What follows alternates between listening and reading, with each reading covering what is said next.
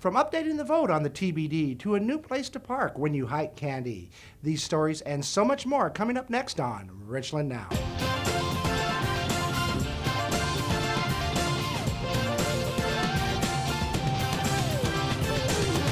Hello and welcome to the latest edition of Richland Now. I'm Michael Charbonneau.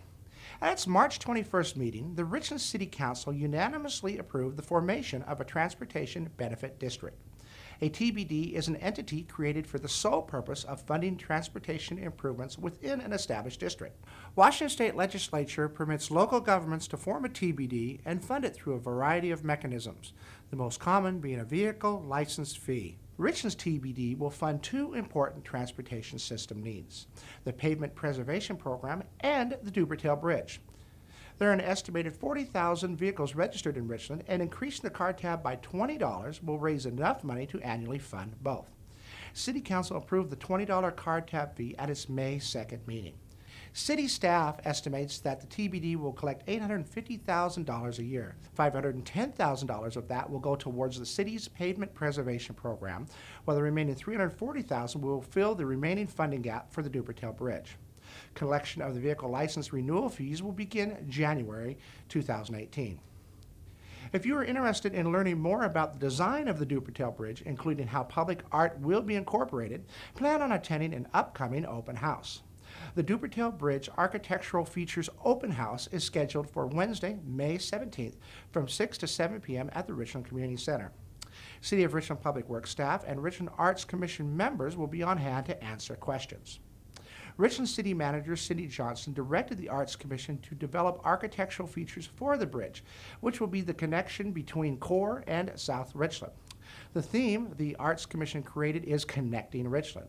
There will be no formal presentation by staff at this open house. It's an opportunity for you, the public, to get face-to-face with staff and ask them questions. We hope to see you there. Well, earlier we talked about funding the Pavement Preservation Program, and now we are talking about the program in action. Beginning Monday, May 8th, city contractors began ADA upgrades on a number of sidewalks and intersections. These upgrades are in preparation for planned street overlay and maintenance projects that will begin later this summer. Ramps at the intersections of Steptoe Street and Canyon Street, Queensgate Drive and Truman Avenue, Patel Street and Skyline Drive, as well as ramps at Leslie Road and Canyon Street, Chaparral Street, Timmerman Street, and Gage Boulevard are being upgraded. The ADA ramps should be completed by the week of May 22nd. In 2016, Friends of Badger Mountain acquired 195 acres of Candy Mountain to create a new wildlife preserve and continue expansion of the Badger Mountain Trail system. Led by trail manager Jim Langdon, a vast team of volunteers set out in the fall of 2016 to create the first trail on Candy Mountain. After 41 days and over 1,700 hours of work, they completed the trail in December. On May 1st, Benton County proudly opened a new parking lot at the Candy Mountain Trailhead. The parking lot has enough space to accommodate 50 cars. You also notice that signage is now up, which will make finding the trailhead easier. There's a sign on Dallas Road just downhill of the I-182 overpass that directs traffic west onto 669 PRNE. Then another sign on 669 that points you into the parking lot. Happy hiking. In 1962, President John F. Kennedy signed a proclamation which designated May 15th as Peace Officers Memorial Day, and the week in which that date falls as Police Week. Currently, tens of thousands of law enforcement officers from around the world convene on Washington, D.C. to participate in a number of planned events, which honor those that have paid the ultimate sacrifice. Richland Police Captain Mike Cobb will join his fellow brothers and sisters in Washington, D.C. as the Fraternal Order of Police Memorial Committee's National Media Coordinator. Joining him are Richland Police Officers Jory Parrish and Jeff Muai. Both of them are members of the Fraternal Order of the Police Honor Guard. The three of them will be posting updates from the National Police Week on Richland's Police Department's Facebook page. Temperatures are warming up, and I'm excited to share that two of our city's water features are now about to open. The Badger Mountain Splash and Play and the Howard Amon Park Wading Pool will both open on Saturday, May 27th. The Splash and Play Park is a 6,000 square foot zero-depth water playground that features 19 interactive water spray elements. After the 27th, it will be open daily from 10 a.m. to 8 p.m. The Howard Amon wading pool sits perfectly underneath welcoming shade trees, the ideal location for a picnic in a park.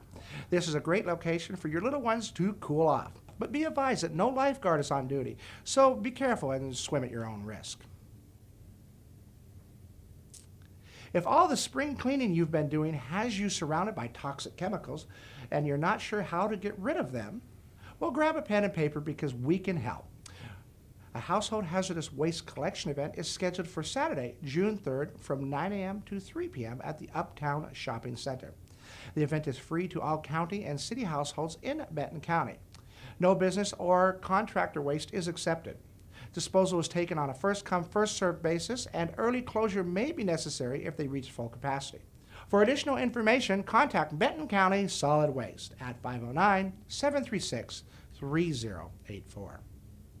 The next Tri-Cities Community Lecture Series is scheduled for Thursday, May 18th from 7 to 8 p.m. at the Richland Public Library. The lecture is titled The Pine and the Cherry, Japanese Americans in Washington, and is presented by Mayumi Tsutakawa. The 75th anniversary of Executive Order 9066 is in 2017. This order ordered those born in Japan as well as their American citizen offspring to be sent to concentration camps. Mayumi will reveal her family's 100-year history against the backdrop of this dramatic American story. If you'd like more information on any of these stories you've seen here, visit the City of Richland's webpage at the link at the bottom of your screen. And if you're not interacting with us on social media, I strongly encourage you to join in the discussion. Give us a follow and like us on Facebook, YouTube, Twitter, and Instagram. I'm Michael Charbonneau. Thanks for joining me on this edition of Richland Now.